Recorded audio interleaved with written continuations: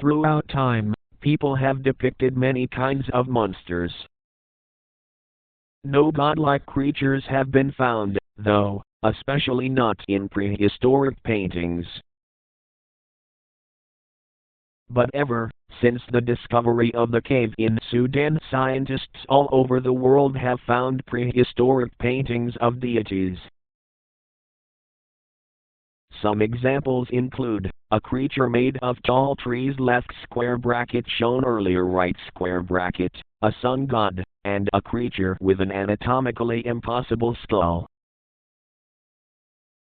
A fancy laboratory has been set up near the cave of the original god painting. It cost nearly $1.9 million. Many animals enter and exit the cave every day. David Parker has kindly taken all the photographs in this slideshow. The animals. They visit the paintings. They CG. Although the lab has not been set up to study the cave, some scientists study it anyway. On the 8th of June 2012, Drive Stephen Ellison noticed a change of air pressure in the cave. As he returned to collect equipment, he fell down the path leading to the lab and snapped his left leg. Luckily, the lab had a built-in hospital and Drive Ellison recovered quickly. The next day, more paintings were found. Most of the paintings were paintings of corpses or animal attacks. On August 9th, the cave collapsed. No one was injured. Ever since the cave-in, employees at the lab have reported having dreams in which they are standing in the cave and some kind of event involving white light occurs. Note, this is not one of David Parker's photos. On August 19th, as 16 employees of the lab were heading toward the cave, a 2.9 magnitude earthquake occurred, causing a landfall that killed 5 employees, as well as David Parker. Jacob Harlan was hired to fill in the place of David. On August 29th, a lab employee was killed in an animal attack. Some employees were scared to enter the part of the cave in which the attack happened. On September 8, 2012, Dr. Dylan White was measuring the abnormally high air pressure in the cave when he fell into a small pit and died. Lab employees began to become suspicious and were sometimes fearful to enter the cave. 2 days after Dr. Dylan died, an employee breaks through a thin rock wall and discovers a large open room. What they saw in the room was horrific. There were hundreds of dead bodies in the room. Some were humans, some were animals. Some looked like all the meat came off of them hundreds of years ago, and some still had skin. But there was no fungus or mold. They go to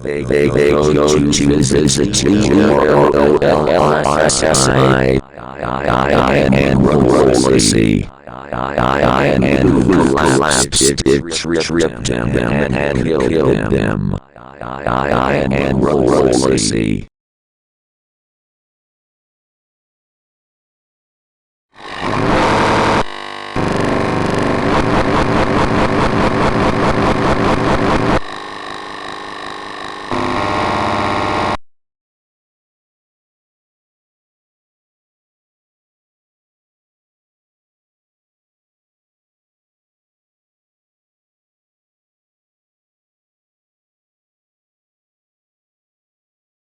An employee recorded what she believed to be human voices in the east part of the cave on September 18th.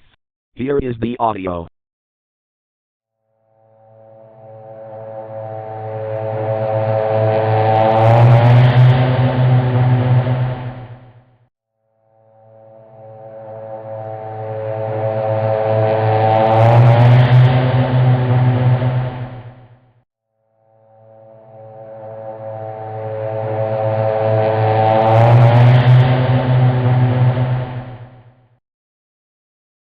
On the 28th of September 2012, a large worm creature exited the cave and began to crawl around the lab.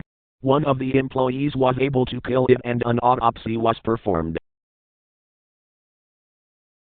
The next day, more cave paintings were found. On the 26th of September 2012, a sinkhole was found in the cave. The sinkhole produced strange noises.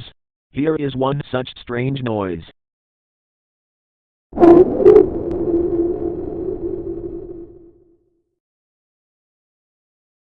The lab built a new room for employees studying the cave.